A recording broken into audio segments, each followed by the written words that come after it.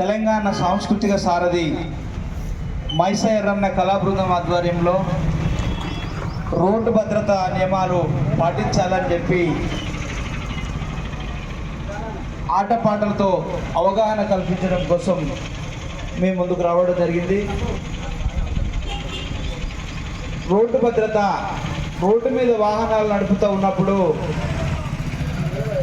ప్రతి వాహనదారుడు తప్పకుండా driving licence కలిగి ఉండాలి. అదేవిధంగా మత్తు పానీయాలు సేవించి వాహనాన్ని నడపకూడదు.